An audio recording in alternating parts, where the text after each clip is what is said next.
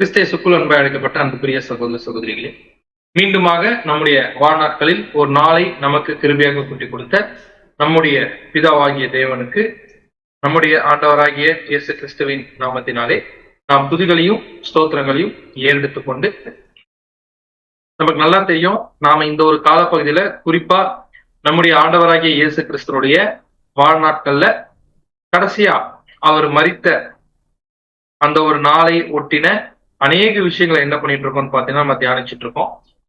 நாம ஏன் இந்த ஒரு இந்த மாதிரியான விஷயங்களை பர்டிகுலரா இந்த ஒரு காலப்பகுதியில தியானிக்கிறோம் அப்படின்னு பார்த்தோம்னா, நம்முடைய ஆண்டவராகிய இயேசு கிறிஸ்து நமக்காக அவர் சொல்லிட்டு போன வார்த்தை தான், என்னை நினைவு கூறும்படி இதை செய்யும். அப்படின்னா நாம இந்த நினைவு கூறுதலை அனுசரிக்கும் போது முக்கியமா நாம எதை அனுசரிக்க வந்திருக்கோம் அப்படின்னு பாத்தீங்கன்னா, நிஜமாகிய பஸ்கா ஆட்டுக்குட்டியினுடைய மரணத்தை நினைவு கூற நாம கொடுப்போம். சோ இந்த ஒரு தருணத்துல நம்மளை நாமளே ஆயத்தம் செய்வதற்கு நாம ஒரு பாடத்தை பார்க்கலாம். சோ இந்த ஒரு பாடமும் கூட எதன் அடிப்படையில நாம பார்க்க போறோம் அப்படின்னு பாத்தீங்கன்னா, நம்ம ஆண்டவர் சொன்ன மாதிரிதான், என்னை நினைவு கூறும்படி இதை செய்யுங்கள்னு சொன்னதுனால இப்ப நம்முடைய ஆண்டவராகிய இயேசு கிறிஸ்துவனுடைய அவருடைய வாழ்க்கையில நடந்த 2 முக்கியமான சம்பவங்களை மையமா வச்சுதான் என்ன பண்ண போறோம்னு பாத்தீங்கன்னா இந்த ஒரு பாடத்தை நம்ம பார்க்கணும். இந்த பாடத்தினுடைய தலைப்பு என்ன அப்படின்னு பாத்தீங்கன்னா, The Child Who Was Born to Die. The Child Who Was Born to Die. இந்த தமிழ்ல எப்படி சொல்லலாம்னு பாத்தீங்கன்னா, இறக்க பிறந்த குழந்தை.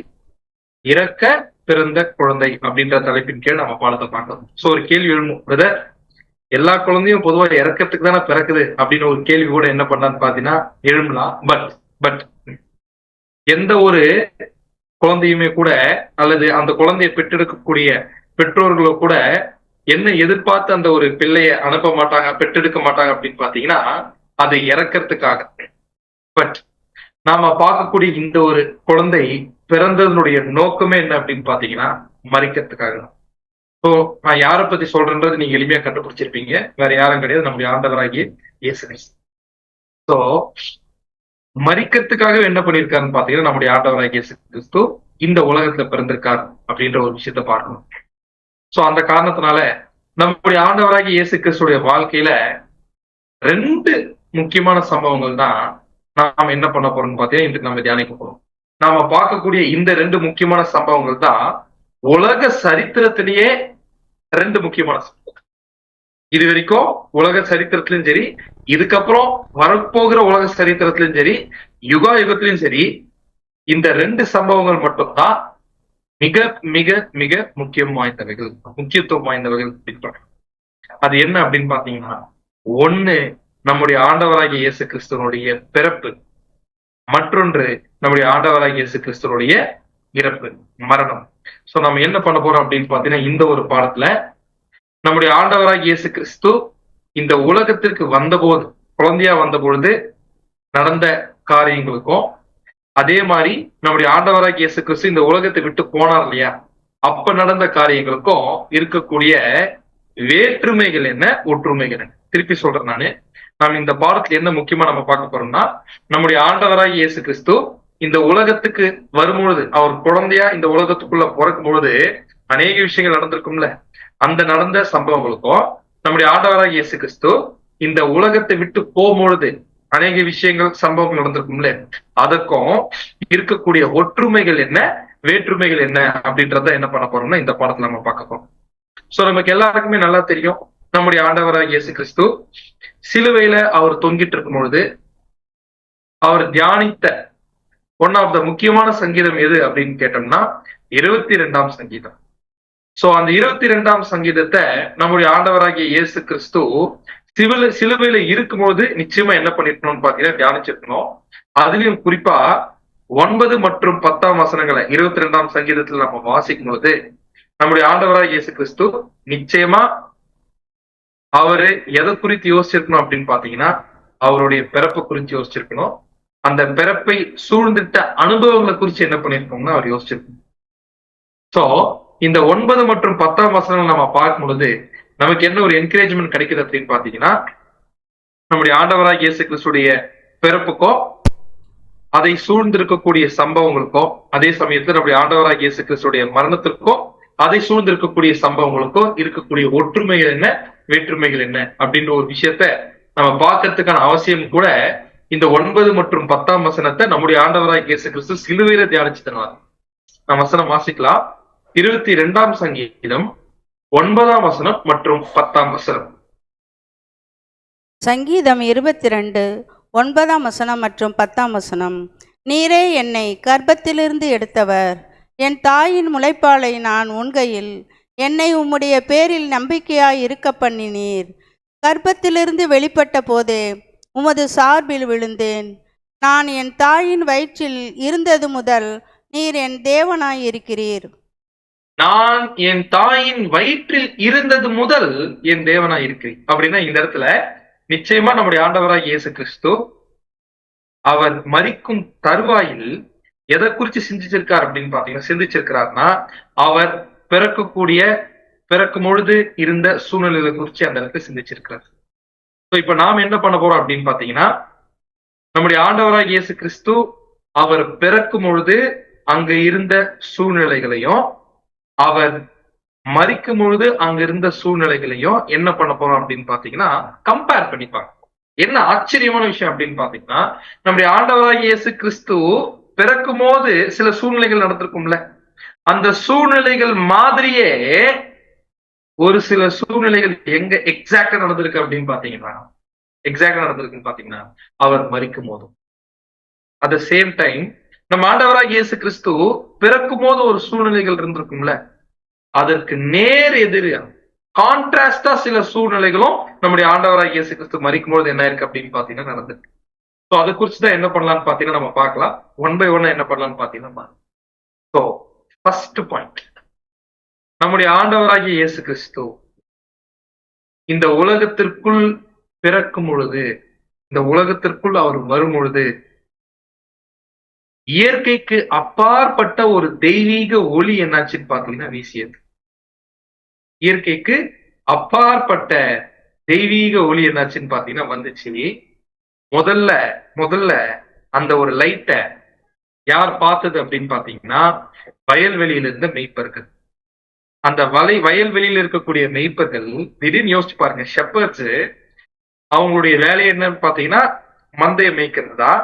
ஸோ அவங்கள வந்து பொதுவா ஊருக்குள்ள பெருசா பெரிய ஆளெல்லாம் என்ன பண்ணிருக்க மாட்டாங்கன்னு பாத்தீங்கன்னா கன்சிடர் பண்ணிருக்க மாட்டாங்க. ஸோ ஒன் ஃபைன் டே அவங்க வழக்கம் போலவே அவங்க மேய்க்கிற வேலையை பார்க்கும்போது திடீர்னு என்னாச்சு அப்படின்னு பாத்தீங்கன்னா தேவ தூதர்களுடைய திரள் அந்த இடத்துல வரும்பொழுது இயற்கைக்கு அப்பாற்பட்ட ஒரு லைட், மாபெரும் ஒரு வெளிச்சத்தை என்ன பண்றாங்கன்னு பாத்தீங்கன்னா அங்க பாக்குறோம். அந்த மாபெரும் வெளிச்சம் அங்க அந்த ஷெப்பர்ட்ஸ் பார்த்ததற்கான காரணம், அங்க ஏன் தேவன் அதை அனுமதிச்சார் அப்படின்னு பாத்தீங்கன்னா சிம்பாலிக்கா ஆவிக்குரிய ரீதியில மாபெரும் விஷயத்த அங்க என்ன பண்றாருன்னு பாத்தீங்கன்னா உணர்த்துறாரு. என்ன உணர்த்துறாரு அப்படின்னு பாத்தீங்கன்னா, இந்த உலகத்திற்கு இப்பொழுது எது வந்துருச்சு அப்படின்னு பாத்தீங்கன்னா உண்மையான ஒளி வந்துருச்சு. அதுதான் நம்ம ஆண்டவராக இயேசு கிறிஸ்து சொல்லியிருக்காரு. யோவான் 9ஆம் அதிகாரம் 5ஆம் வசனத்துல, நான் உலகத்தில் இருக்கையில் உலகத்திற்கு ஒளியா இருக்கிறேன் என்றான். அப்படின்னா இது ஆண்டவர் பிறக்கும் பொழுது ஒரு இயற்கைக்கு அப்பாற்பட்ட ஒரு ஒளி வீசினதுன்னு பாக்குறோம்ல, அது அப்படியே நேர் எதிரா நம்முடைய ஆண்டவராகிய இயேசு கிறிஸ்து மரிக்கும் பொழுது இந்த உலகத்தை விட்டு அவர் பிரியும் பொழுது இயற்கைக்கு அப்பாற்பட்ட இருள் வீசியது. இயற்கைக்கு அப்பாற்பட்ட இருள் என்னாச்சுன்னு பாத்தீங்கன்னா வீசியது. எந்த டைம்ல இருந்து எந்த டைம் இருக்கு அப்படின்னு பாத்தீங்கன்னா, நம்மளுடைய ஆண்டவராகிய இயேசு கிறிஸ்து சிலுவையில் இருக்கும்பொழுது மத்தியானம் 12 மணிலிருந்து சாயங்காலம் மாலை 3 மணி வரைக்கும் ஒரு இயற்கைக்கு அப்பாற்பட்ட இருள் என்னாச்சுன்னு பாத்தீங்கன்னா வீசி. அதான் நம்ம வாசிக்கிறோம் மத்தேயு 27:45, 6ஆம் மணி நேரம் முதல் 9ஆம் மணி நேரம் வரைக்கும் பூமி எங்கும் அந்தகாரம் உண்டாச்சு. சோ அப்படின்னா கிளியரா இந்த இடத்துல நம்முடைய ஆண்டவராகிய இயேசு கிறிஸ்து மரிக்கும் பொழுது ஒரு இயற்கைக்கு அப்பாற்பட்ட ஒரு இருள் அங்க வீசும் பொழுது எல்லாருக்குமே ஆச்சரியமா இருந்திருக்கும், ஏன் இப்பேற்பட்ட ஒரு இருள் நம்மை சூழ்ந்திருக்கு. அப்படியே கான்ட்ராஸ்டா இருக்கு பாருங்க, நேர் எதிரா இருக்கு பாருங்க. பிறக்கும் பொழுது இயற்கைக்கு அப்பாற்பட்ட ஒளி, இங்க இயற்கைக்கு அப்பாற்பட்ட இருள் என்னாச்சுன்னு பாத்தீங்கன்னா அந்த இடத்துல சூழ்ந்துச்சு. ஏன்னா அந்த சமயத்துல இருளின் அதிபதியா இருக்கக்கூடிய பிசாசு வல்லமை பயங்கரமா என்னாச்சுன்னு பாத்தீங்கன்னா செயல்பட்டுச்சு. பட் செயல்பட்டதுனால இருள் ஜெயிச்சிருச்சா அப்படின்னு பாத்தீங்கன்னா ஜெயிக்கல. அந்த இடத்துலதான் மாபெரும் வெளிச்சமே அந்த இருள் இருந்தா என்ன ஆகுதுன்னு பாத்தீங்கன்னா ஓகே. அடுத்த 2வது பாயிண்ட், ஆண்டவராகிய இயேசு கிறிஸ்துவோடைய பிறப்புக்கும் இறப்புக்கும் நம்ம கம்பேர் பண்ணும்போது நம்முடைய 2வது பாயிண்ட் என்ன அப்படின்னு பாத்தீங்கன்னா, நம்முடைய ஆண்டவராகிய இயேசு கிறிஸ்துடைய வளர்ப்பு அப்பா யார்? யோசேப்பு. ஸோ வளர்ப்பு அப்பாவும் அவருடைய அம்மாவும் மரியாளும் அவர் பிறக்கும் பொழுது உச்சக்கட்ட மகிழ்ச்சியில் என்ன பண்ணாங்கன்னு பாத்தீங்கன்னா, உச்சக்கட்ட சந்தோஷத்தை என்ன பண்ணாங்கன்னா, அப்படியே அதுக்கு நேரெதிரா நம்முடைய ஆண்டவராகிய இயேசு கிறிஸ்து மரிக்கும் பொழுது அவருடைய உண்மையான அப்பாவாகிய பிதாவாகிய தேவனும் அவருடைய அம்மாவும் மரியாளும் உச்சக்கட்ட துக்கத்தில் என்ன பண்ணாங்க? உச்சக்கட்ட துக்கத்தில் என்ன பண்ணாங்க? அது 3rd பாயிண்ட். நம்ம ஆண்டவர் அந்த இடத்துல பிறக்கும் பொழுது மெய்ப்பர்கள், இந்த ஷெப்பர்ட்ஸ் இருந்தாங்க இல்லையா, அதுல இருக்கக்கூடிய ஒரு சிறிய குழு, ஒரு சின்ன ஜனங்கள் தான் என்ன பண்ணிருப்பாங்க, சின்ன ஒரு தொகையா தான் என்ன பண்ணிருப்பாங்க அந்த இடத்துல அந்த மெய்ப்பர்கள் இருக்காங்க. அந்த மெய்ப்பர்கள் இந்த ஒரு விஷயத்தை கேள்விப்பட்டு பிரமித்து மகிழ்ச்சியில என்ன பண்ணாங்கன்னு பாத்தீங்கன்னா கலங்கிருப்பாங்க. மகிழ்ச்சியில சந்தோஷத்துல என்ன பண்ணிருப்பாங்கன்னு பாத்தீங்கன்னா கலங்கிருப்பாங்க. அங்க எப்படி அவர் பிறக்கும் பொழுது ஒரு சிறிய குழு, ஒரு சின்ன குரூப் ஆஃப் பீப்புள் அந்த இடத்துல சந்தோஷத்துல மகிழ்ச்சியா இருந்தாங்களோ, அதுக்கு நேரெதிரா நம்முடைய ஆண்டவராகிய இயேசு கிறிஸ்து மரிக்கும் பொழுது ஒரு சின்ன குழு அதே மாதிரி இருந்துச்சு. மெய்ப்பர்கள் இல்ல ஆக்சுவலா சுவிசேஷ யுகத்துல எதிர்காலத்துல மெய்ப்பர்களா இருக்க போறவங்க யாரு அப்படின்னு பாத்தீங்க, லிட்டரான மெய்ப்பர்கள் இல்ல, பட் எதிர்காலத்துல விச் மீன் சுவிசேஷ யுகம் முழுவதற்கும் இவர்களும் என்னவா இருப்பாங்கன்னு பாத்தீங்கன்னா ஆண்டவர் கீழே இவங்கதான் மெய்ப்பர்களா இருக்க போறாங்க. நான் யாரை பத்தி சொல்றேன்னு கண்டுபிடிச்சிருப்பீங்க, சீஷர்கள். அங்க எப்படி ஒரு சிறிய குழு சந்தோஷத்துல மகிழ்ச்சியா கலங்கி இருந்தாங்களோ, அதே போல இந்த இடத்துல சீஷர்கள்ல ஒரு சிறிய குழு துக்கத்துல என்ன பண்ணிருக்காங்கன்னு பாத்தீங்கன்னா கலங்கிருக்கு. இந்த சீஷர்களுக்குள்ள யாரும் இருந்திருக்கிறாங்கன்னு பாத்தீங்கன்னா ஸ்திரீகளும் இருந்திருக்கிறாங்க. ஏன்னா லூக்கா 23:44-49 நாம படிக்கிறோம். அவருக்கு அறிமுகமானவர்களும் ஆனவர்கள் எல்லாரும் கலிலேயாவிலிருந்து அவருக்கு பின் சென்று வந்த ஸ்திரீகளும் தூரத்தில் நின்று இவைகளை பார்த்து கொண்டிருக்கும். அப்படின்னா ஆண்டவருக்கு தெரிஞ்சவங்க, கலிலேயாவிலிருந்து அவருக்கு பின் சென்று வந்த, அங்கிருந்து தொடர்ந்து அவருடைய ஊழியம் முழுக்க அவர் கூட டிராவல் பண்ணியிருந்த ஸ்திரீகள் அப்படின்னு இருக்கிறதுனால நிச்சயமா இதுக்குள்ள யாரெல்லாம் இருந்திருக்கிறதுக்கு வாய்ப்பு இருக்கு. ஆண்டவராகிய இயேசு கிறிஸ்துவோடைய தாயாகிய மரியாள், பெத்தானியா ஊர் மரியாள் நிச்சயமா இருந்திருக்கணும். At the same time Mary Magdalene இருந்திருக்கணும். ஸோ அப்படியே கான்ட்ராஸ்டா அங்க மெய்ப்பர்கள் என்ன பண்றாங்க அப்படின்னு பாத்தீங்கன்னா சந்தோஷத்துல அந்த இடத்துல மகிழ்ச்சியா ஒரு மகிழ்ச்சியில ஒரு கலக்கம் இருக்கும் அவங்களுக்கு. பட் இந்த இடத்துல முக்கியமா சீஷர்கள், அதுலயும் அப்போஸ்தலர்கள், ஏன்னா இவங்கதான் அடுத்தது மெய்ப்பர்களா இருக்க போறவங்க. இவங்க இந்த இடத்துல என்ன பண்றாங்கன்னா துக்கத்தில் கலங்கி கொண்டிருக்கிறாங்க. ஃபோர்த் பாயிண்ட் என்ன அப்படின்னு பாத்தீங்க, ஆண்டவராகிய இயேசு கிறிஸ்து பிறக்கும் பொழுது குழந்தையை கொல்ல அந்த சமயத்துல சிவில் கவர்மெண்ட்னுடைய லீடரா இருந்த ஏரோது மன்னனும் யூத மத தலைவர்களும் என்ன பண்றாங்கன்னு பாத்தீங்கன்னா கலந்து ஆலோசிக்கிறாங்க. அதே மாதிரி நம்முடைய ஆண்டவராகிய இயேசு கிறிஸ்து மரிக்கும் பொழுதும் யூத மத தலைவர்கள் யார் கூட அலையன்ஸ் போடுறாங்க அப்படின்னு பாத்தீங்கன்னா சிவில் லீடர் கூட, பிலாத்து லீடர்ஸ் கூட, பிலாத்து மற்றும் ஏரோது கூட என்ன பண்றாங்கன்னு பாத்தீங்கன்னா ஆலோசனை. ஆக்சுவலா இது வேற்றுமை கிடையாது, ஒற்றுமை, அவருடைய பிறப்புக்கும் இறப்புக்கும். அப்படின்னா நம்முடைய ஆண்டவராக இயேசு கிறிஸ்து கொலை பண்ணும் பொழுதும் பிறக்கும் பொழுதும் என்ன இருக்கு அப்படின்னு பாத்தீங்கன்னா சிவில் லீடர் ஏரோது யூத மத தலைவர்களோட ஆலோசனை பண்ணியிருக்காரு எப்படி பண்ணலாம் அப்படின்னு. அதே மாதிரி ஆண்டவராக இயேசு கிறிஸ்துவ கொலை பண்ண யூத மத தலைவர்கள் எப்படி அவர் பிறக்கும் பொழுது சிவில் லீடர் கூட ஆலோசனை போட்டாங்களோ, அதே போல அவர் மரிக்கும் பொழுதும் என்ன பண்ணிருக்காங்கன்னு பாத்தீங்கன்னா, சிவில் லீடர்ஸ் பிலாத்து மற்றும் ஏரோது கூட என்ன பண்ணிருக்காங்கன்னா ஆலோசனை பண்ணி. 5வது பாயிண்ட், 3 wealthy wise men. ஒரு 3 செல்வம் நிறைந்த ஞானிகள் என்ன பண்ணிருக்காங்க அப்படின்னு பாத்தீங்கன்னா, அவரை இந்த உலகத்திற்கு வரவேற்க விலை உயர்ந்த பொருட்களை பரிசா என்ன பண்ணாங்கன்னு பாத்தீங்கன்னா கொடுத்தாங்க. கிழக்கத்தை சாஸ்திரிகளை பத்தி சொல்லணும் அப்படின்னா 3 wealthy wise men. ஏன் அவங்க வெல்தி அப்படின்னு சொல்றேன்னு பாத்தீங்கன்னா, ஏன்னா ப்ரீஷியஸான ஒரு ஐட்டத்தை, விலையேறப்பட்ட பொக்கிஷங்களை நம்முடைய ஆண்டவராக இயேசு கிறிஸ்துக்கு என்ன பண்ணாங்கன்னு பாத்தீங்கன்னா பிரைஸ் அந்த இடத்தை டெடிகேட் பண்றாங்க.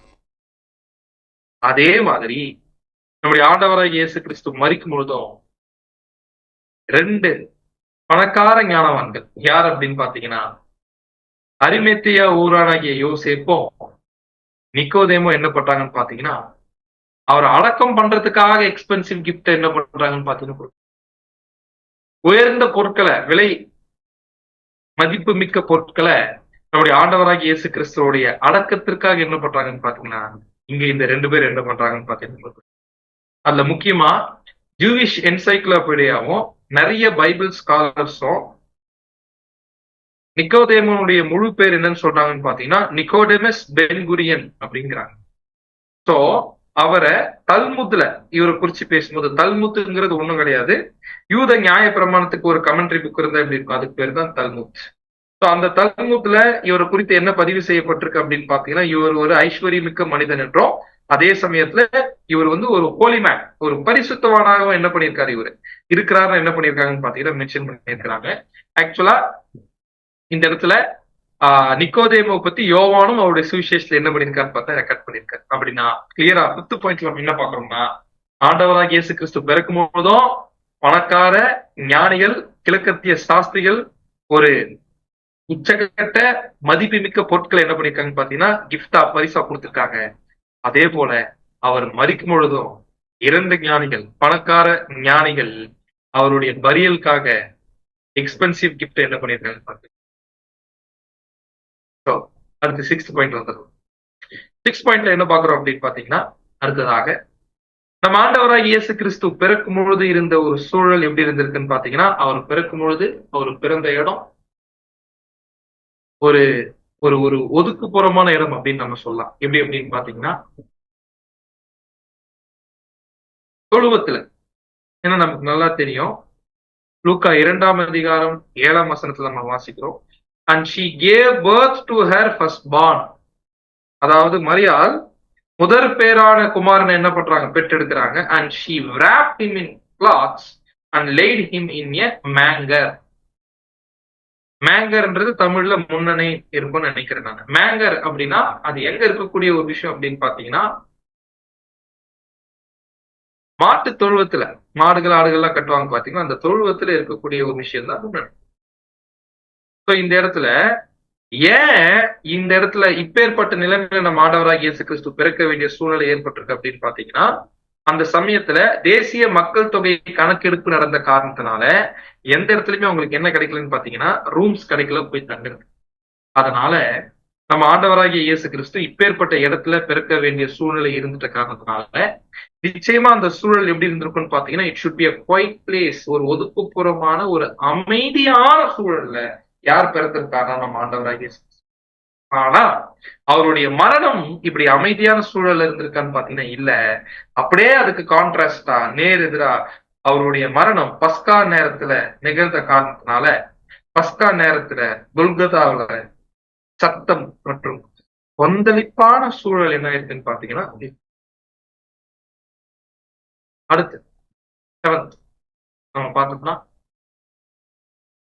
ஆக்சுவலா அந்த இடத்துல நம்ம ஆண்டவர் பிறக்கும் பொழுது தேவ தூதன் என்ன பண்ணாருன்னு பாத்தீங்கன்னா செய்தியை லூக்கா 2:11 வாசிக்கிறோம், இன்று கர்த்தராகிய கிறிஸ்து என்னும் ரட்சகர் உங்களுக்கு தாவீதின் ஊரில் தரும். அதான் மெசேஜ். அப்படியே அவர் மரிக்கும் பொழுது கவர்னருடைய சைனை அந்த கிராஸ்ல வைக்கிறாங்க. என்ன அப்படின்னு பாத்தீங்கன்னா, அதில் நசரேனாகிய இயேசு யூதருடைய ராஜா என்று எழுதியிருக்கு. அப்படின்னா கிளியரா ஒரு விஷயம், கர்த்தராகிய கிறிஸ்து என்னும் ரட்சகர் அப்படின்னு சொல்லிட்டாலே ராஜா தான். மேசியானாலே அவர் ராஜா தான். அப்படின்னா அவர் பிறக்கும் போதும் ராஜா அப்படின்னு என்ன பண்ணிருக்கிறாங்கன்னு பாத்தீங்கன்னா அறிவிச்சிருக்காங்க. அவர் மரிக்கும் பொழுதும் அவர் ராஜா அப்படின்னு என்ன பண்ணிருக்காங்க அறிவிச்சிருக்காங்க. உண்மையாவே அவர் ராஜா தான் நினைப்பாங்க. அடுத்து இந்த பாயிண்ட், ஆண்டவராகிய இயேசு கிறிஸ்து பிறக்கும் பொழுது தேவ தூதர்களுடைய திரளான தேவ தூதர்கள் எங்க இறங்கி வந்திருக்காங்கன்னு பாத்தீங்கன்னா பூமிக்கு வந்து தேவனை துதித்து என்ன பண்ணிருக்காங்கன்னு பாத்தீங்கன்னா பாடியிருக்காங்க. லூக்கா 2ஆம் அதிகாரம் 13 மற்றும் 14 ERV வெர்ஷன்ல நான் வாசிக்கிறேன். அதே சமயத்தில் ஒரு பெரிய கூட்டமான தூதர்கள் பரலோகத்திலிருந்து வந்து முதல் தூதனோட சேர்ந்து கொண்டார்கள். ஃபர்ஸ்ட் ஒரு தூதன் வந்திருக்காரு, அவர் பேசியிருக்காரு. அடுத்து அவரோட கூட எல்லா தூதர்களும் வந்து சேர்ந்து கொண்டு என்ன பண்ணிருக்காங்கம்மா, எல்லா தூதர்களும் பரலோகத்தின் தேவனை மகிமைப்படுத்துங்கள், பூமியில் தேவனை பிரியப்படுத்தும் மக்களுக்கு சமாதானம் உண்டாகட்டும் என்று சொல்லி தேவனை போற்று. எப்படி நம்முடைய ஆண்டவராகிய இயேசு கிறிஸ்து பிறக்கும்போது அந்த இடத்துல ஒற்றன தேவ தூதர்களும் வந்து அந்த இடத்துல தேவனை துதித்து பாடின அந்த சீனி இமேஜின் பண்ணி பாருங்க. எப்படி இருந்தது? அதுக்கு அப்படியே நேரெதிராக நம்முடைய ஆண்டவராகிய இயேசு கிறிஸ்து மரிக்கும் பொழுது அந்த இடத்துல கடந்து போன அந்த சிலுவையை கடந்து போன வழிபோக்கர்கள், ஆசாரியர்கள், வேதபாரர்கள் மற்றும் மூப்பர்கள் எல்லாரும் தேவனுடைய குமாரன் என்ன பண்றாங்கன்னு பாத்தீங்கன்னா இழிவுபடுத்துறாங்க, கேவலப்படுத்துறாங்க. அடுத்த பாயிண்ட் என்ன அப்படின்னு பார்க்கும்பொழுது, அவர் பிறக்கும் பொழுது அந்த முன்னிலையில மேங்கர்ல மாட்டு தொழுவத்துல ஒரு helpless baby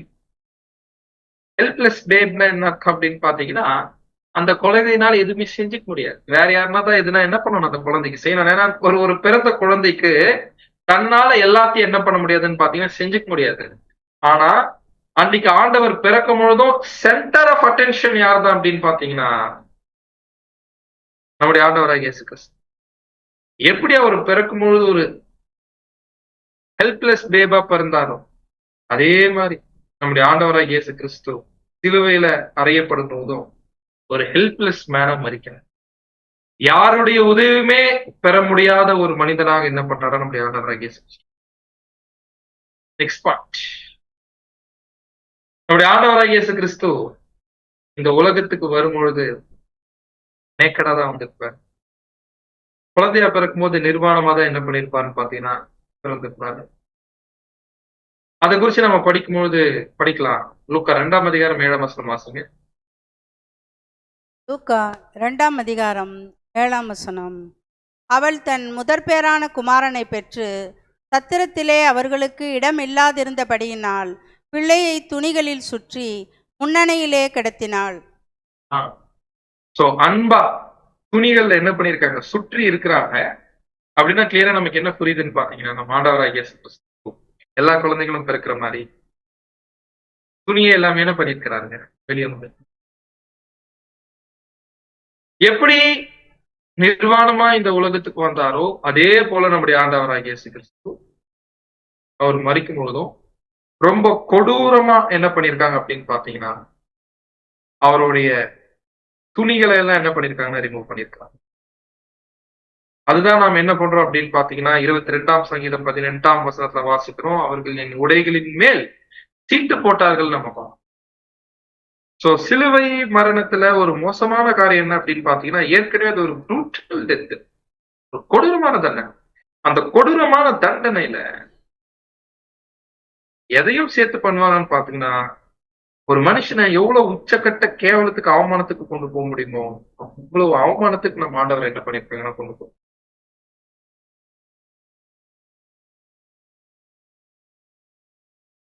next point, 11th point, நம்முடைய ஆண்டவராக இயேசு கிறிஸ்து பிறக்கும் பொழுது அவரை வணங்குவதற்காக அவருக்கு வெள்ளை போலத்தை பரிசா என்ன பண்ணாங்கன்னு பார்த்தோம். அதே மாதிரி நம்முடைய ஆண்டவராக இயேசு கிறிஸ்து இங்கிலீஷ்ல அந்த வெள்ளை போலத்துக்கு மிரா அப்படின்ற MYRRH. அதே போல நம்முடைய ஆண்டவராகிய இயேசு கிறிஸ்து மரிக்கும் பொழுதும் பரிதாபப்பட்டு என்ன பண்ணியிருக்காங்கன்னு பார்த்து மார்க் 15ஆம் அதிகாரம் 23ஆம் வசனம் வாசி.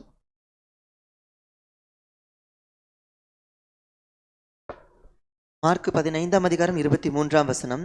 கபாலஸ்தலம் வெள்ளை போலம் கலந்த திராட்சரசத்தை அவருக்கு குடிக்க கொடுத்தார்கள். அவர் அதை ஏற்றுக்கொள்ளவில்லை.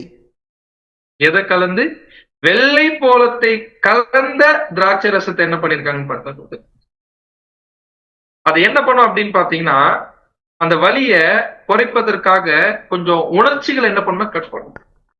பட் ஈவன் அந்த இடத்துல நம்முடைய ஆண்டவராகிய இயேசு கிறிஸ்து ஒருவேளை அப்படி அவருடைய உணர்ச்சிகள் எதுனா கட்டாச்சுன்னா, அவர் அறியாம கூட அந்த இடத்துல பாவம் செய்வதற்கு என்ன இருக்குன்னு பாத்தீங்கன்னா வாய்ப்பு இருக்கு. நம்முடைய ஆண்டவராகிய இயேசு கிறிஸ்து அறியாம கூட என்ன பண்ணிடக்கூடாதுன்னு பாத்தீங்கன்னா பாவம் செய்யக்கூடாது. அதுதான் அவருக்கு இருக்கக்கூடிய ரெக்குவயர்மெண்ட். ஏன்னா அவர் பெர்ஃபெக்ட் மேன். அந்த இடத்துல கிளியரா நம்முடைய ஆண்டவராகிய இயேசு கிறிஸ்து என்ன பண்ணலன்னு பாத்தீங்கன்னா அதை ஏற்றுக்கொள்ளல. அப்படின்னா ஆக்சுவலா எதை அவர் பிறக்கும் பொழுது பரிசா கொடுத்தாங்களோ, கொடுக்கப்பட்டுச்சோ, அதே அவர் மரிக்கும் பொழுதும் பரிதாபத்திற்காக சில சமயத்தை என்ன பண்ணுவாங்கன்னு பாத்தீங்கன்னா சிலுவை மரணத்தை அனுபவிக்கக்கூடியவர்களுக்கு கொடுக்கக்கூடிய அந்த ஒரு விஷயத்தை நம்ம ஆண்டவர் கொடுத்தார். ஈவன் நம்ம ஆண்டவர் மரிச்ச பிறகுமே கூட என்ன பண்ணிருக்காங்கன்னா வாசிக்கலாம். யோவான் 19ஆம் அதிகாரம் 39 மற்றும் 40.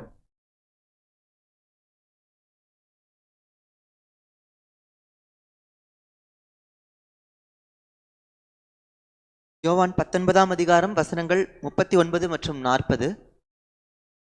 ஆரம்பத்திலே ஒரு ராத்திரியில் இயேசுவினிடத்தில் வந்திருந்த நிக்கோதேமு என்பவன் வெள்ளை போலமும் கரிய போலமும் கலந்து ஏறக்குறைய 100 ராத்தல் கொண்டு வந்தான். அவர்கள் இயேசுவின் சரீரத்தை எடுத்து யூதர்கள் அடக்கம் பண்ணும் முறைமையின் படியே அதை சுகந்த வர்க்கங்களுடனே சீலைகளில் சுற்றி கட்டினார்கள். அப்படின்னா சீலைகள்ல கட்டியிருக்காங்க, அந்த வெள்ளை போலத்தையும் பயன்படுத்தியிருக்காங்க. காரணம் என்ன அப்படின்னு பாத்தீங்கன்னா அவருடைய சரீரத்தின் மீது சுற்றுவது. அழகா தேவன் எல்லாத்தையுமே நமக்கு. அடுத்த பாயிண்ட், நம்முடைய ஆண்டவராகிய இயேசு கிறிஸ்து பிறக்கும் பொழுது யூதருக்கு ராஜாலாம் இவ்வளவு ஒரு தாழ்மையான கோலத்தெல்லாம் பிறக்கிறது சாத்தியமே கிடையாது. ஃபியூச்சர் மேசையால இப்படி பிறக்கிறதுக்கு வாய்ப்பே இல்லை அப்படிங்கிற மாதிரி அவருடைய பிறப்பு இருந்துச்சு. அதே போலதான் அவருடைய மரணமுமே கூட யூதருக்கு ராஜாலாம், யூதர்களுக்கான மேசையெல்லாம் இப்பேற்பட்ட மோசமான முறையில எல்லாம் என்ன பண்ண மாட்டாரு, மரிக்கிறதுக்கு வாய்ப்பே இல்லை அப்படின்னு சொல்ற மாதிரி அவருடைய மரணம் என்னாச்சு அப்படின்னு. அடுத்த பாயிண்ட், நம்முடைய ஆண்டவராகிய இயேசு கிறிஸ்து இந்த உலகத்துக்குள்ள வரும்பொழுது, குழந்தையா வரும்பொழுது அழுதுட்டே வந்தார். எப்படிங்கிறத சொல்றீங்க அப்படின்னு பாத்தீங்கன்னா, எனக்கு எல்லா குழந்தையும் வெளியே வரும்போது அழுதுட்டு தானே வரும். அது போல நம்ம ஆண்டவர் வந்திருக்கோம். பட் அதே நம்முடைய ஆண்டவராகிய இயேசு கிறிஸ்து பரிபூர்ண மனுஷனா ஒட்டுமொத்த மனுக்குலத்திற்காக மரிக்கும் பொழுதும் சத்தமா என்ன பண்ணிருக்கான்னு பாத்தீங்கன்னா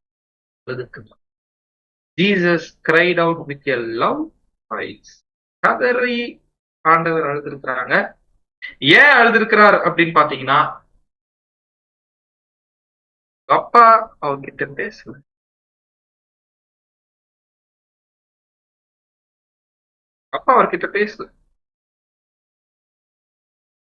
நிச்சயமா நம்ம ஆண்டவராக இயேசு கிறிஸ்து இதை எதிர்பார்க்கல, சுத்தமா எதிர்பார்க்கல. சிலுவையில இப்படி மோசமான மரணம் வரப்போகுதுன்னு ஆண்டவருக்கு தெரிஞ்சாலுமே கூட இந்த ஒரு மரணத்திற்குள்ள இப்பேற்பட்ட அனுபவம் தேவன் தனக்கு வச்சிருக்கான்றத துள்ளி கூட எதிர்பார்க்கல. ஆண்டவர் முடிச்சுட்டாரு.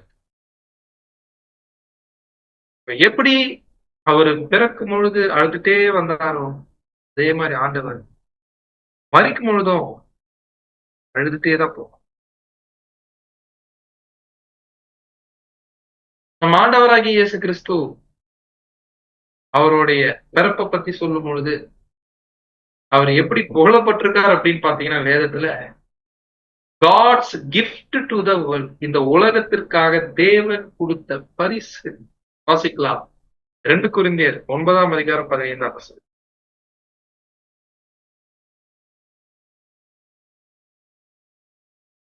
2 கொரிந்தியர் 9ஆம் அதிகாரம் 15ஆம் வசனம்.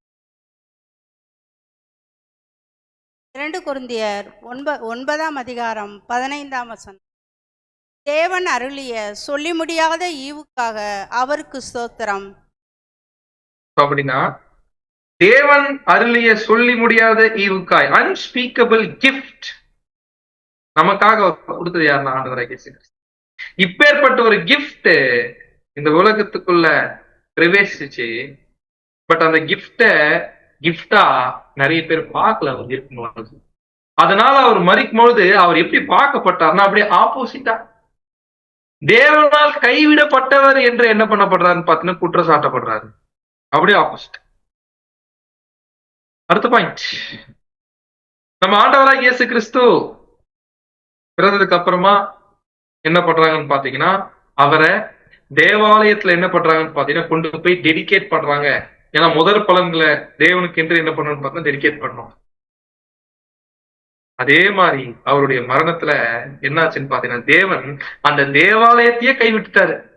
அந்த கைவிட்டுட்டார் அப்படின்ற ஒரு காரியத்தை தான் எப்படி பண்றாரு அப்படின்னு பாத்தீங்கன்னா தேவாலயத்துடைய திரைசீலை என்ன ஆகுது அப்படின்னு பாத்தீங்கன்னா மேல இருந்து கீழே கிழிக்கு. அந்த கிழிக்கப்பட்டது எதை கூட அடையாளப்படுத்தலான்னு பாத்தீங்கன்னா தேவன் அவருடைய இருதயமே அந்த இடத்துல நிச்சயமா என்ன இருக்குன்னு பார்த்தா கிழிஞ்சிருக்கும் தேவனுக்கு. ஏன்னா ஆண்டவர் அனுபவிக்கக்கூடிய அத்தனை அனுபவங்களையும் அவர் பார்க்கும் பொழுது நிச்சயமா அது பிதாவாகிய தேவனுடைய இருதயத்திற்கு மாபெரும் வழியை நிச்சயமா கொடுத்தது. அடுத்த பாயிண்ட், நம்முடைய ஆண்டவராகிய இயேசு கிறிஸ்து பிறந்த ஊர் எது அப்படின்னு பாத்தீங்கன்னா சிட்டி ஆஃப் டேவிட், பெத்லஹேம்ல. ஒரு சின்ன மலைக்கு மேல இருக்கக்கூடிய நகரம். தாவீது பிறந்த ஊர். அவர் மரிக்கும் பொழுதும் என்ன பண்றாரு அப்படின்னு பாத்தீங்கன்னா he was slain outside of the city of David. தாவீதின் நகரம் என்று சொல்லப்பட்ட ஜெருசலேம்ல என்ன பண்றாருன்னு பாத்தீங்கன்னா மரிக்கிறார். மவுண்ட் மொரையால ஈசாக்க ஆபிரகாம் பலியா செலுத்தினார் பாத்தீங்களா? So at a little hillock of Mount Moriah, அதே மவுண்ட் மோரியால ஆண்டவரும் என்ன பண்றாரு பாத்தீங்கன்னா பலியா மரிக்கிறாரு. அவர் மரிச்ச அந்த நகரத்துக்கு பேரும் என்ன அப்படின்னு பாத்தீங்கன்னா தாவீதின் நகரம். அப்படின்னா தாவீதின் பிறந்த ஊர்ல பிறந்திருக்காரு. தாவீதின் நகரத்துல என்ன பண்ணியிருக்காருன்னு பாத்தீங்கன்னா மரிச்சிருக்கு. அடுத்த பாயிண்ட், நம்ம ஆண்டவராகிய இயேசு கிறிஸ்து குழந்தையா இருக்கும்போது அவங்க அம்மாவை அவரால் கேர் எடுத்து இருந்திருக்க முடியாது. சிம்பிள் பாயிண்ட் தான். அதனால தேவன் யோசேப்ப என்ன பண்ணிருக்காருன்னு பாத்தீங்கன்னா மரியாளுக்காக கொடுத்தார். அதே போல ஆண்டவர் மரிக்கும் பொழுதும் ஸ்டில் அவங்களுடைய அம்மாவை அதுக்கப்புறம் அவரால் கேர் கொடுக்க முடியாது. அதனால ஆண்டவர் யாரை கொடுக்கிறாருன்னு பாத்தீங்கன்னா யோவானை கொடுக்கிறாரு. லாஸ்ட் பாயிண்ட், இந்த பர்த்தையும் டெத்தையும் நம்ம கம்பேர் பண்ணி பார்க்கும்பொழுது நம்ம ஆண்டவராகிய இயேசு கிறிஸ்துவ டெடிகேட் பண்ணும்போது தேவாலயத்துல சிமியோன் தீர்க்க தரிசனம் உரைக்கிறார். என்ன அப்படின்னு பாத்தீங்கன்னா உன் ஆத்மாவையும் ஒரு பட்டயம் உரிமை போகும். யாருடைய ஆத்மாவையும் ஒரு பட்டயம் உரிமை போகும்னா மரியாள் உன்னுடைய ஆத்மாவையும் ஒரு பட்டயம் உரிமை போகும். சொன்ன மாதிரி அவருடைய மரணத்துல தீர்க்க தரிசனமாக உரைக்கப்பட்ட அந்த பட்டயமானது மரியாளினுடைய ஆத்மாவை கிழிச்சிருச்சு.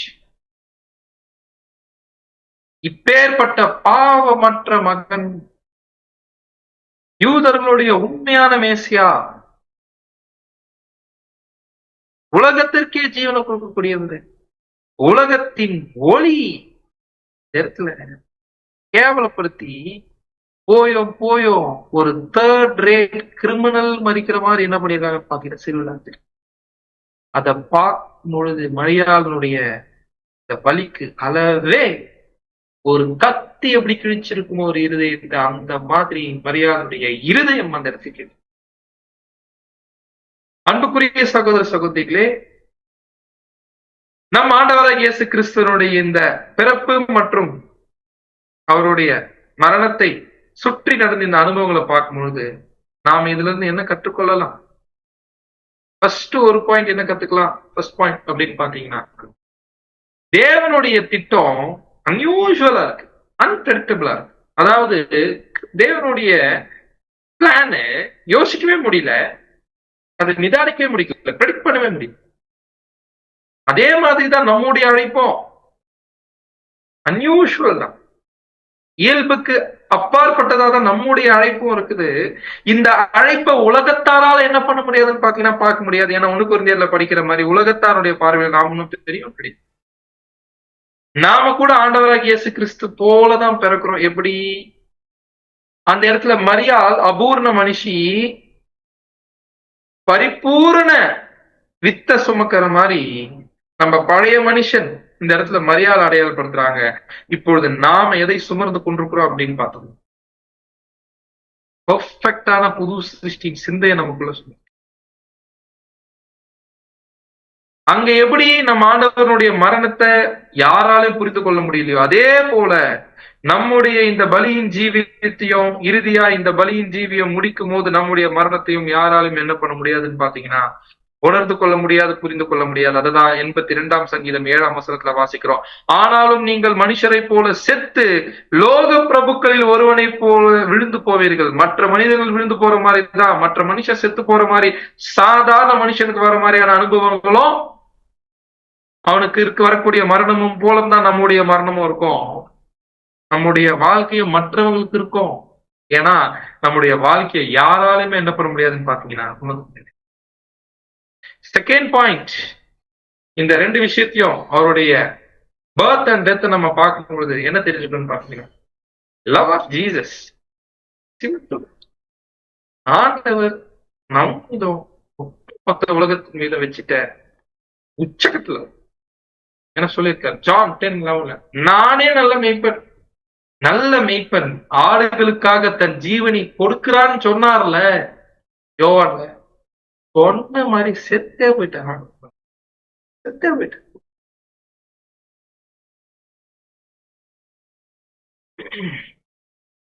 நெக்ஸ்ட் இம்பார்ட்டன்ட் பாயிண்ட் நம்ம என்ன தெரிஞ்சுக்கிறோம் அப்படின்னு பாத்தீங்கன்னா, எப்படி நம்ம ஆண்டவர் மரித்ததுனாலதான் அவர் ஈடுபலியை கொடுக்க முடிஞ்சது. அந்த ஈடுபலியின் புண்ணியம் நமக்காக செலுத்தப்பட்டுச்சு. அந்த ஈடுபலியின் புண்ணியம் தான் எதை அடையாளப்படுத்துது அப்படின்னு பாத்தீங்கன்னா, இன்னைக்கு வரக்கூடிய நினைவு கூறுதல்ல நாம பிற்கக்கூடிய அப்பம் எதை அடையாளப்படுத்துது அப்படின்னு பாத்தீங்கன்னா, அவருடைய ஈடுபலியின் புண்ணியம். என்ன நினைச்சிட வேண்டாம் அப்படின்னு பாத்தீங்கன்னா, வருஷம் ஃபுல்லா நம்ம பாவம் செய்யலாம், அந்த பாவ மன்னிப்புக்காக ஏதோ இந்த ஒரு நினைவு கூறுதல் அப்போ நம்ம என்ன பண்ணிடலாம், பாவத்தெல்லாம் அறிக்கையிடலாம் அப்படின்றது very very old thought, wrong thought. So நமக்கு நல்லா தெரியும் நினைவு கூறுதல் அதற்கானது இல்லை. நம்முடைய தவறுகள், நம்ம மற்றவங்க கிட்ட கேட்க வேண்டிய மன்னிப்புகள் எல்லாம் அன்றைக்கே அந்த அக்கௌண்ட் என்ன பண்ணணும்னு பார்த்தா க்ளோஸ் பண்ணணும், அன்னைக்கே க்ளோஸ் பண்ணிடணும். நாம அனுசரிக்கக்கூடிய இந்த பிரெட் எதை அடையாளப்படுத்துதுன்னு பாத்தீங்கன்னா, நம்முடைய ஆண்டவராகிய இயேசு கிறிஸ்து நமக்காக கொடுத்துட்ட ஈடுபலியின் புண்ணியத்தை அடையாளப்படுத்துது. அந்த புண்ணியம் நம் மீது சாட்டப்பட்டதுனாலதான், அந்த மெரிட் நமக்கு அப்ளை ஆன காரணத்தினாலதான் நாம பிதாவாகிய தேவனுக்கு முன்பாகவே என்ன பண்றோம்னு பாத்தீங்கன்னா நிக்க முடியுது. அப்படின்னா யோசிச்சு பாருங்க, அந்த ஈடுபலியின் புண்ணியம் நமக்கு அப்ளை ஆனதுனால நம்மள தேவன் எப்படி கன்சிடர் பண்றாருன்னு பாத்தீங்கன்னா, பரிபூர்ண மனுஷனா கணக்கிடுறாரு. அந்த பரிபூர்ண மனுஷன் நிலைமையதான் நம்மளுடைய அர்ப்பணிப்புல பலியா செலுத்துறோம்னே பார்க்கணும். அப்படின்னா தேவன் நம்மள பரிபூர்ண மனுஷனா கணக்கிடுறாரு அப்படின்னு சொல்லும் பொழுது யாரா பாக்குறார் தேவன் நம்மள? இப்போ மாம்சத்துல இருக்கும்போது இயேசு கிறிஸ்துவா தேவன் நம்மளை பார்க்கறதுக்கு காரணம் அவருடைய ஈடுபலியின் புண்ணியம் நம் மீது சாட்டப்பட்டதுனாலதான், அப்ளை ஆனதுனால. உண்மையாவே நம்ம ஆண்டவராக இயேசு கிறிஸ்து நமக்காக கொடுத்துட்ட விலைன்னு கூட சொல்ல முடியாது. ஏன்னா அதுக்கு விலையே இல்லை. எப்படி அதுக்கு விலையே இல்லை அப்படின்னு சொல்றோமோ, அதே மாதிரி நம்ம ஆண்டவராக இயேசு கிறிஸ்து நமக்காக அவர் காட்டக்கூடிய அன்புக்கும் கிருபைக்கும் என்ன கிடையாது, விலையே கிடையாது. நம்ம என்ன பாடம் எடுத்துக்கலாம் அப்படின்னு பாத்தீங்கன்னா, அப்படி அவர் மரிச்சது காரணமானாலதான், அவர் ஈடுபலியின் புண்ணியத்தை கொடுத்ததுனாலதான், அது நம் மீது சாட்டப்படுற காரணத்தினாலதான், நம் மீது அந்த ரேன்சம் மெரிட் அப்ளை ஆன காரணத்தினாலதான் நாம அவருடைய பாடுகளுக்கு பங்காளி ஆக முடியுது. நாம அவர் பாடுகளுக்குள்ள ஒரு அங்கமா வகிக்க முடியுது. நாம பாவ நிவாரண பலியா என்ன ஆகுதுன்னு பாத்தீங்கன்னா மடிக்க முடியும். அப்படின்னா நம்முடைய ஆண்டவராகிய இயேசு கிறிஸ்து இந்த பாத்திரத்தில் நீங்க எல்லாரும் பானம் பண்ணுங்கள் அப்படின்னு சொல்லும் பொழுது பேரா நாம் நம்முடைய ஜீவனை, நமக்கு இருக்கக்கூடிய சின்ன விஷயங்களை பலியா என்ன பண்றோம்னு பாத்தீங்கன்னா ஒப்பு. ஆக்சுவலா இந்த கப்பு யாருக்கு மட்டும்தான் அப்படின்னு பாத்தீங்கன்னா சபைக்கு மட்டும்தான், உலக ஜனங்களுக்கு கிடையாது. அப்படின்னா கிறிஸ்துவோட பாடுபடக்கூடிய பாக்கியம், அந்த ஸ்லாக்கியம் சுவிசேஷ யுக சபைக்கு மட்டும்தான். அப்படின்னா யோசிச்சு பாருங்க, கிறிஸ்துவோட கூட ஒட்டுமொத்த உலக ஜனங்களுடைய பாவத்தை நீக்கக்கூடிய பாவ நிவாரண பலியாக, நல்லா தெரியும் ரேன்சம்னா என்ன, சின் ஆஃபரிங்னா என்ன, நிறைய பாடத்தை நம்ம பார்த்திருப்போம். ரீசெண்டா கூட பிரதர்ஸ் எடுத்திருக்கிறாங்க. அப்படின்னா இயேசு கிறிஸ்து மட்டும்தான் ரேன்சம் கொடுக்க முடியும். அதுதான் அந்த ரேன்சம் தான் அந்த பிரெட் அடையாளப்படுத்துது. ஆனா இயேசு கிறிஸ்துவோட கூட சேர்ந்து பாவ நிவாரண பலியாக மரிக்கக்கூடிய ஸ்லாக்கியத்தை சபை வகுப்பாராக நாம பெற்றிருக்கோம்னா சாதாரண விஷயம் கிடையாது. அதுக்குதான் இன்வைட் பண்ணியிருக்கிறாரு. நம்மளுடைய அந்த வாழும் உரிமைகளை ஏற்கனவே பலியா செலுத்திட்டோம் இல்லையா, அத செய்யறோமா யோசிச்சு பார்க்கலாம். அந்த செய்யறோமா அப்படின்றத நாம மறுபடியும் சீர்தூக்கி இந்த நினைவு கூறுதலை பார்க்கலாம். போன வருஷம் முழுக்க நாம செஞ்சிருந்தாதான் நம்ம பாத்திரமா அதுல கைய வச்சு குடிக்கிறோன்னு அர்த்தம். சோ அவர் சகிச்சிட்ட அந்த பாடுகளுக்கு பங்காளி ஆகிறதுக்கு என்ன பண்ணிருக்காருன்னு பார்த்தா இன்வைட் பண்ணிருக்காரு. ஆனா பாடுகள் சொல்றோம், பெரிய பாடுகள் அனுபவிக்கிறோமா அப்படின்னு கேட்டோம்னா ரசல் ரீபின்ஸ் 5:6-8 அழகா சொல்லியிருக்காரு. we really suffer very little and give up very little. உண்மையாவே நம்ம கொஞ்சம் தான் சஃபர் ஆகுறோம், ரொம்ப கொஞ்சம் தான் என்ன பண்றோம்னு பாத்தீங்கன்னா பெருசா சஃபரிங்ஸ் எந்த பெரிய சஃபரிங்ஸ் ஆண்டவர்களுடைய சஃபரிங் கூட கம்பேர் பண்ண முடியும். பட் நாம பண்ற சின்ன சஃபரிங்க, அந்த பாடுகளை பாவ நிவாரண பலிக்குள்ள ஒரு பார்த்தா தேவன் கிறிஸ்துக்குள்ள கன்சிடர் பண்றாருன்னா அந்த வாய்ப்பை நமக்கு கொடுத்திருக்காருன்னா சாதாரண சாக்கியமா இது யோசிச்சுப்பாங்க. கடைசியா நமக்கு இந்த பாடத்துல என்ன புரிய வருதுன்னு பாத்தீங்கன்னா, நம் பிதாவாகிய தேவனுடைய அன்பு. நாம அவரை அப்பான்னு கூப்பிடுறோம்ல, அவரை அப்பா நாம கூப்பிடுறதுக்கு காரணம் இப்பொழுது நாம் புது சிருஷ்டி. நாம் இப்ப புது சிருஷ்டியா இருக்கக்கூடிய காரணத்தால் தான் அவரை அப்பானே கூப்பிடுறோம். அவரை ஏன் அப்பான்னு கூப்பிடுறோம்னு பாத்தீங்கன்னா, இந்த புது சிருஷ்டியை பிதாவாகிய தேவன் தான் நேரடியா உருவாக்கி இருக்கிறாரு. அப்படின்னா இந்த புது சிருஷ்டி எனக்கூடிய கரு நமக்குள்ள உருவாகணும்னா நாம பரிபூர்ண மனுஷீக நிலைமைய பலியா செலுத்தணும். ஆனா பரிபூர்ண மனுஷீக நிலைமை நம்ம கிட்டயே இல்ல. பாவி, கேடுகட்ட பாவியா இருந்தோம். அந்த பரிபூர்ண மனுஷீக நிலைமையா நம்மள தேவன் கணக்கிடுறதற்கு நம்மீது ஈடுபலியின் அந்த புண்ணியம், அந்த ரத்தத்தின் புண்ணியம் நம்மீது என்ன பண்ணப்படணும்னா செலுத்தப்படணும். அதுக்கு ஆண்டவர் ஜீவனையும் கொடுத்தாரு. அந்த ஈடுபலியின் புண்ணியத்தை அடையாளப்படுத்தக்கூடிய அப்பத்தை நாம் பிடிக்கும்போது எப்பேற்பட்ட ஸ்லாக்கியத்தை நாம வாங்கி தேவன் முன்பாக எப்பேற்பட்ட கிருபையை இங்க வாங்கி நாம பரிபூர்ண மனுஷனாக தேவனாக கணக்கிடப்பட்டிருக்கோன்றது நாம திங்க் பண்ணணும். சேம் டைம் இப்பேற்பட்ட ஒரு ஈடுபலிய அவர் கொடுக்கிறதற்காக தேவன் என்ன பண்ணிருக்காரு தெரியுங்களா? கர்த்தரோ அவரை நொறுக்க சித்தமாகி அவரை பாடுகளுக்கு உட்படுத்தினார். நமக்குள்ள புது சிருஷ்டி உருவாகணும்னா ஈடுபலியின் புண்ணியம் நம் மீது செலுத்தப்பட்டால் ஒழிய வேற வாய்ப்பே கிடையாது. ஏன்னா அந்த புண்ணியம் செலுத்தப்பட்ட பிறகுதான் அந்த பரிபூர்ண மனுஷிக நிலைமையே நாம பலி செலுத்தும் பொழுது புது சிருஷ்டியக்கூடிய கரு உருவாகுது. அப்பா நாம கூப்பிடுறோம். அப்பா இன்னைக்கு நாம கூப்பிடுறதுக்கு காரணம் நம்ம அப்பா அவருடைய ஃபர்ஸ்ட் பான், முதல் பலனா கூடிய அவருடைய செல்ல மகனை நொறுக்கி இருக்கு, அவரை பாடுகளுக்கு அனுமதிச்சிருக்கு. ஏன்னா ஆபிரகாம் தான் ஈசாக்க வெட்டணும், அப்பதான் ஈசாக்கு மரிப்பாங்க. நிழல்ல அங்க நிஜமா நடக்கல, நிஜத்துல நிஜமாவே நடக்கு.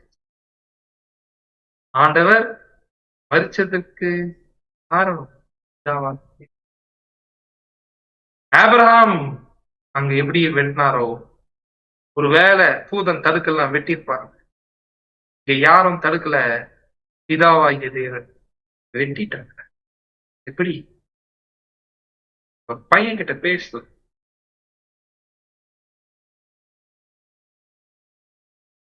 இந்த தேவன் செய்யலனா இன்னைக்கு நம்ம அப்பாவை அப்பான்னு கூப்பிடும். இப்பேற்பட்ட ஸ்லாக்கியத்திற்குள்ள நம்ம பிரவேசிச்சே இருந்திருக்கோம். இப்பேற்பட்ட தேவனுக்கு நாம் என்ன செய்ய போறோம்? என்ன செய்யலனா, இந்த நினைவு கூறுதல்ல அடையாளமா அந்த பாத்திரத்துல பானம் பண்றோம் பாத்தீங்களா? அந்த பாத்திரத்தை அன்னைக்கு பானம் பண்றது பெருசு இல்ல. நம்ம அர்ப்பணிப்பின் வாழ்க்கை முழுக்க அந்த பானம் பண்றதுன்னா என்னன்ற அந்த அடையாளம், அந்த பாடுகள் நிறைந்த கிறிஸ்துவுக்குள்ளான பாடுகள் நிறைந்த அந்த வாழ்க்கை இருக்கு பாத்தீங்களா, அந்த சந்தோஷமா வாழும். அந்த கப்பை ஜாய்ஃபுல்லா ட்ரிங்க் பண்ணும் இப்பேற்பட்ட தேவனுக்கு.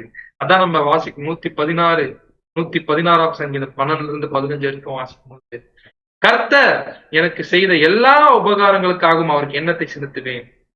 ரட்சிப்பின் பாத்திரத்தை எடுத்துக்கொண்டு கர்த்தருடைய நாமத்தை தொழுது கொள்ளுவேன். நான் கர்த்தருக்கு செய்த பொருத்தனைகளை அவருடைய ஜனங்கள் எல்லாருக்கும் முன்பாகவும் செலுத்துவேன். கர்த்தருடைய பரிசுத்தவான்களின் மரணம் அவர் பார்வைக்கு அருமையானது. எப்படி ஆண்டவனுடைய மரணம் தேவன் பார்வைக்கு அருமையா இருந்துச்சோ, அதே போல கர்த்தருடைய பரிசுத்தவான்களின் மரணமும் அவருடைய பார்வைக்கு அருமையா இருக்கு. அந்த மரணத்தை இதுக்கப்புறம் தான் வரப்போதா இல்ல, செத்துட்டோம் அர்ப்பணிப்பிலே, அத மரணபரிந்தம் நாம செய்து தேவனுடைய பொற்பாதங்களில் திருச்சபையின் பிள்ளைகளாக சென்று சேர தேவன் தாமே நம்மை ஆசீர்வதிப்பார். காமிப்போம். இது போன்ற அநேகம் ஆழமான சத்தியங்களை முழுமையாக பார்க்க நமது சத்திய கருவூலம் யூடியூப் சேனலை சப்ஸ்கிரைப் செய்து பயன்பெறுங்கள்.